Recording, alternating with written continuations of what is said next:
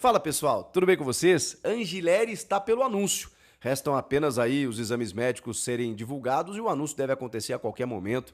Mais um lateral esquerdo. Quem vai sobrar? A gente já falou sobre isso, mas vai seguir falando também.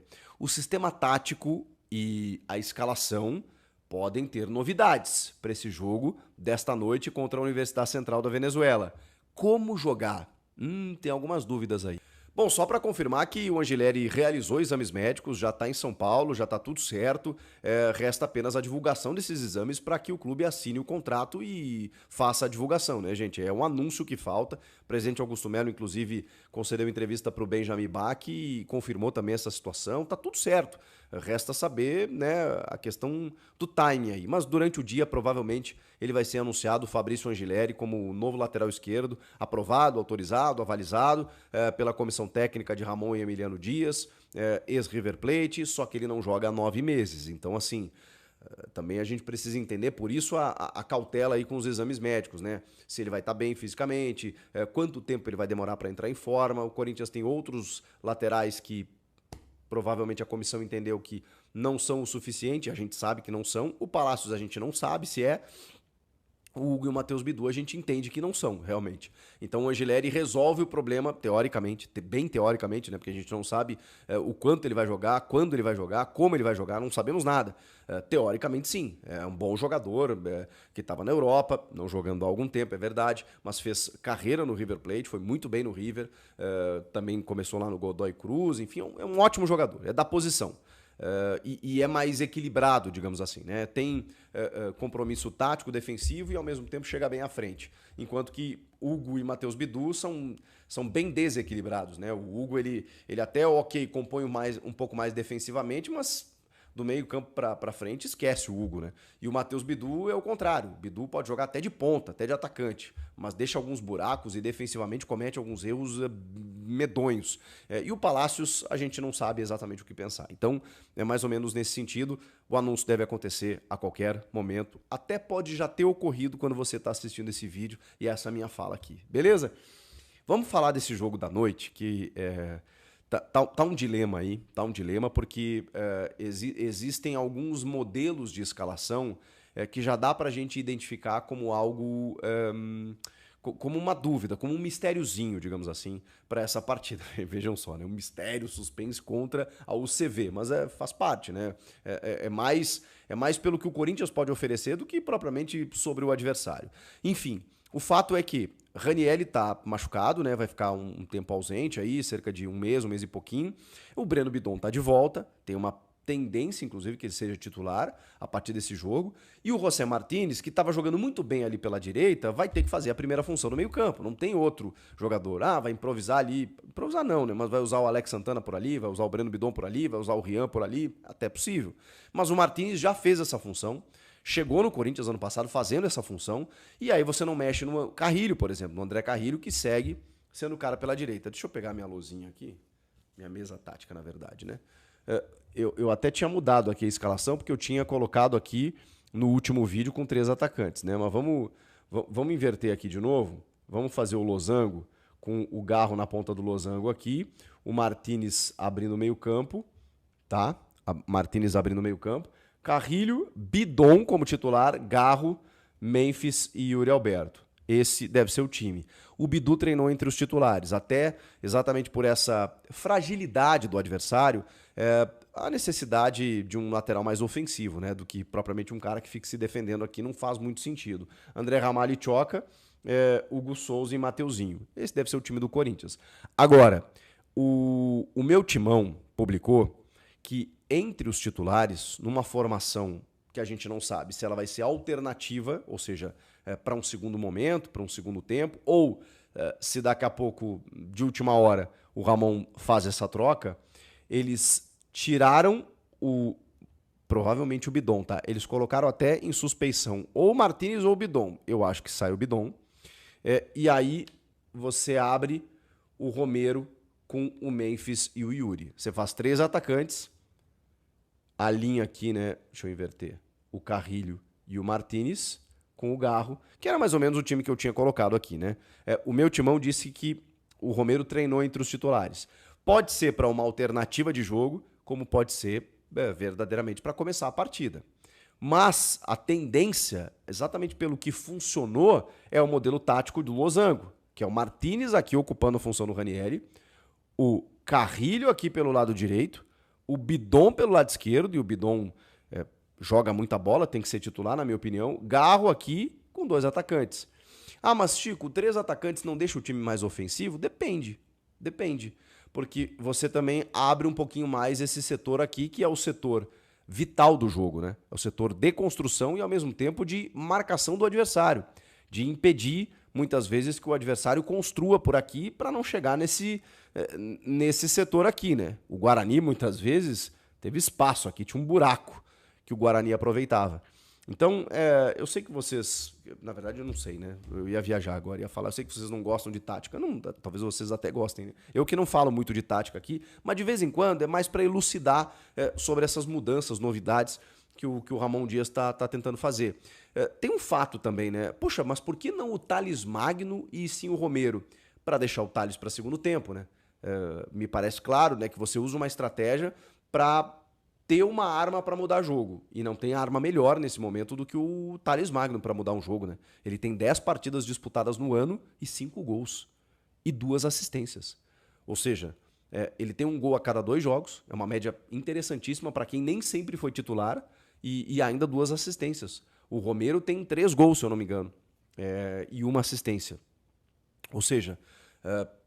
eles estão também contribuindo, fazendo a diferença. Mas o Romero, ele te dá uma condição até de recomposição, né? Na medida em que você não sabe muito bem como vai se desenrolar o primeiro tempo, você tem só 3 jogadores no meio campo, você precisa de atacantes que voltem para marcar. Não é muito o caso do Memphis e do Yuri, né? Então o Romero vai ter esse compromisso. Por isso que talvez começar com o Martínez no meio, mesmo que seja, e talvez até questionável pelo aspecto conceitual, né? Caramba, você vai enfrentar um time semi-amador da Venezuela com 3 volantes. Não são 3 volantes, né, gente? O Carrilho sempre foi um atacante na vida dele. É que ele tá jogando por dentro e ele é muito técnico e não quer dizer... se o time do Corinthians tiver a bola no pé, tiver a bola para construir... Não é um time defensivo, por mais que sejam 3 meio-campistas ali ou 4 meio-campistas. Eu acho que dá uma sustentação bacana e ao mesmo tempo você tem qualidade de jogo. E um time que se conhece, que jogou dessa maneira todo o ano passado, boa parte do ano passado, né? E que segue jogando assim. E, eventualmente ele alterou. Eu sei que o adversário é frágil e que a tua tendência natural é empurrar atacantes, empilhar atacantes lá para dizer assim, vamos para dentro deles. Mas também é verdade que em algum momento eles assustaram, muito por conta da displicência do Corinthians, mas eles assustaram no primeiro jogo. E se eles tiverem a bola em determinado momento, você precisa ter cobertura. Porque o Corinthians, ao atacar, se expõe. Vai jogar em casa, precisa encurralar o adversário, mas eu não vejo que esse sistema com 4 meio-campistas ele seja defensivo. Porque você tem o Bidon que chega bem à frente, o Carrilho também, o Martínez, então ataca que nem um louco, ele é o primeiro volante. E o Garro, o Memphis e o Yuri, que tem uma liberdade maravilhosa ali do meio para frente, ali naquele último terço para poder construir as jogadas. Então eu acho que o ideal é a manutenção, ainda mais pela volta do Bidon. Mas preciso registrar aqui que o meu timão trouxe a informação de que o Romero treinou entre os titulares. Se vai ser definitivo desde o começo, não sabemos. Pode ser que seja uma formação para o decorrer da partida. E aí no segundo tempo ele tem o Romero, ele tem Thales Magno, ele tem outras possibilidades. E aí, o que vocês acham que vai acontecer? Eu não espero menos do que uma goleada, mais do que uma goleada. Daqui a pouco pode ser até um 2-0, mas com uma atuação convincente. Uma atuação sem sustos, a ponto de confirmar essa classificação para a próxima semana e aí enfrentar um time equatoriano, ou o Barcelona de Guayaquil, ou o Nacional. E aí no final de semana, domingo, tem o Mirassol ainda pelas quartas de final do Campeonato Paulista.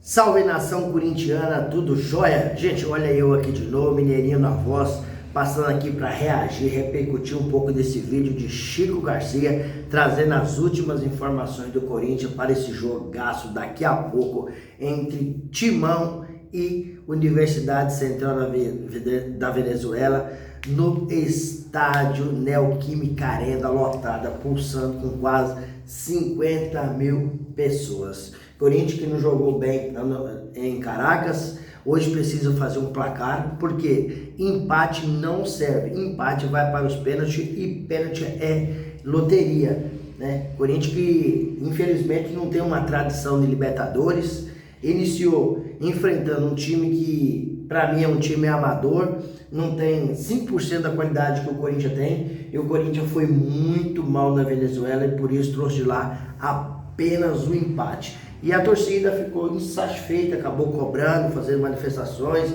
a Gaviões da Fiel acabou soltando uma nota, acabou cobrando empenho, dedicação, raça, luta do jogador, porque são coisas que eles não tiveram na Venezuela. Jogadores do Corinthians entrou passeando em campo, parece que foi lá para Venezuela arrumar o cabelo, né, passear, se divertir, mas jogar futebol mesmo, que é bom, foi nada. Se o Corinthians tivesse vencido na Venezuela com um placar elástico de 3, 4, 5-0, que tinha total condições, hoje o técnico Ramon Dias poderia poupar o time e fazer um time totalmente alternativo para só garantir a classificação na segunda fase da Libertadores e descansar para domingo, Corinthians e Mirassol pelas quartas de final do Paulistão, uma sequência de jogos que o Corinthians tem aqui e não pode perder, precisa de vitória. Então agora não tem como fazer mais time alternativo, o time tem que ser titular, o melhor que tiver.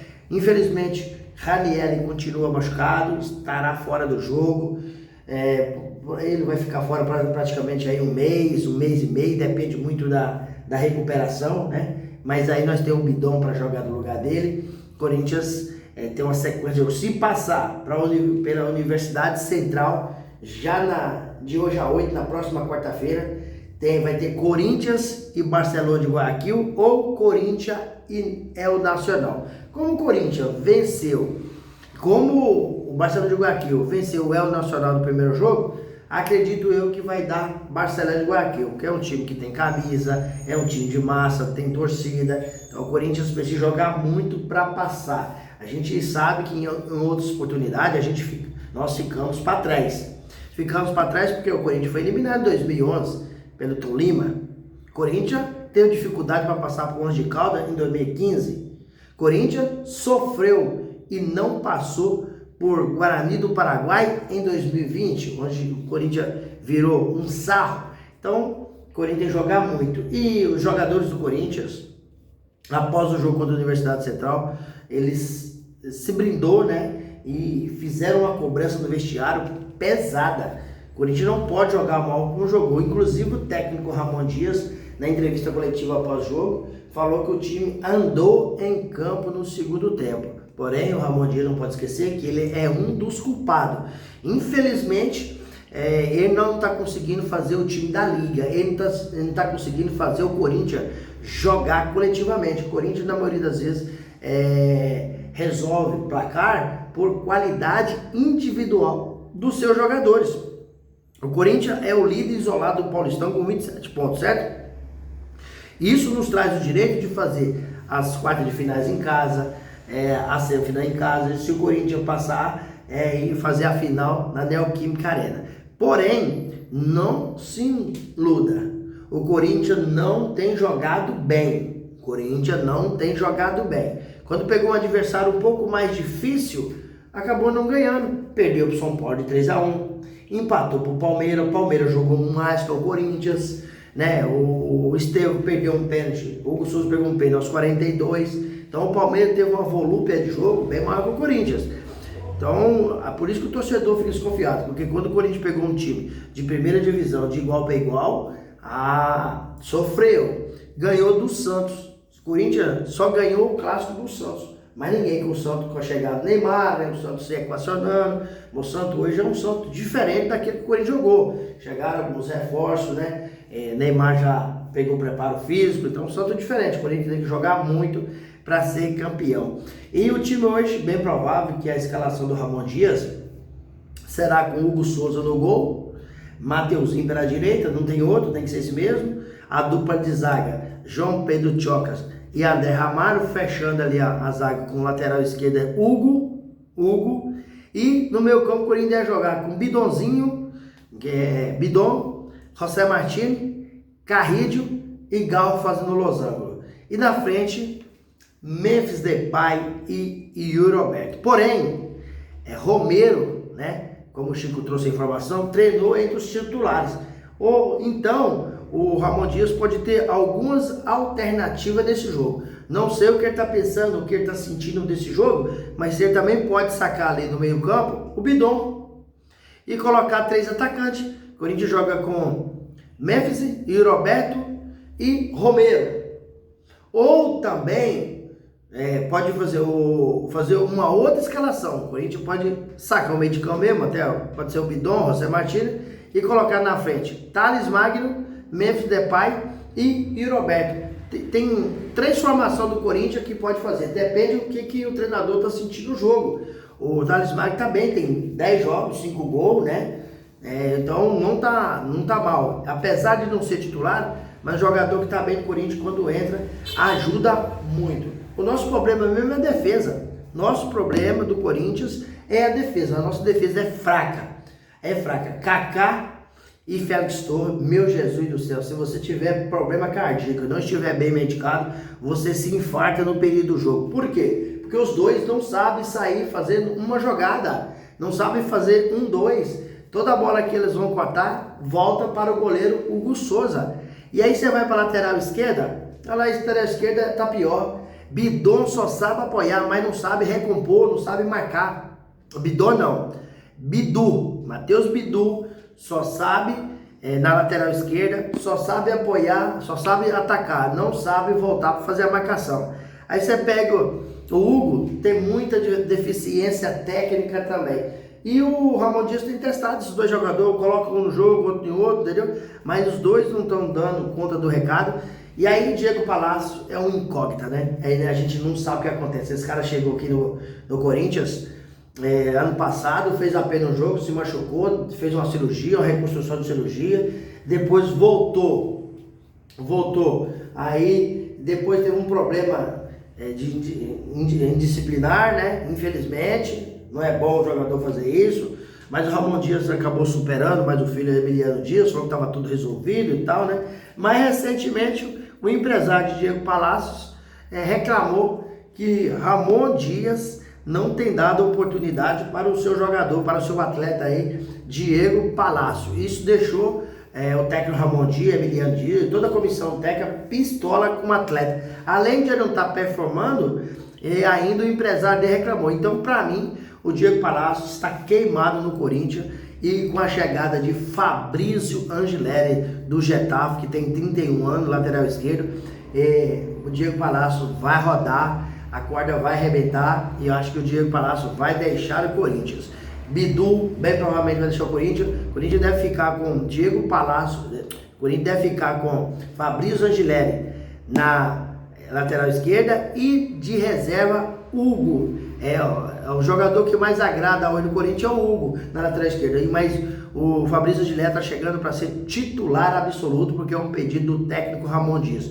Então ele passou por uma bateria de exame na segunda-feira, chegou a São Paulo segunda-feira, já passou uma bateria de exame, passou nessa terça-feira por outra bateria de exame, e só falta agora a diretoria do Corinthians anunciar o atleta e inscrever nas competições, que o Timão tem até dia 28 de fevereiro, data limite que a janela fecha, e Corinthians hoje é 26, ele tem 2 dias para tentar contratar um zagueiro e 2 atacantes velozes, um lateral direito. Não sei se vai conseguir, acho quase impossível. Acho que o Corinthians vai fechar essa primeira janela de contratação com apenas um atleta, tendo em vista que o Corinthians era o único time brasileiro que não tinha feito nenhuma contratação nessa janela. Então, daqui a pouquinho, que ele jogasse Corinthians e Universidade Central, o time precisa ganhar, e vamos ganhar. Eu confio, Corinthians 2-0 na Universidade Central. E aí, fiel, qual que é a opinião de vocês? O Timão vai ganhar com placar elástico ou o jogo hoje é difícil? Deixa aqui no canal seu comentário, seu like e inscrição no vídeo. Obrigado!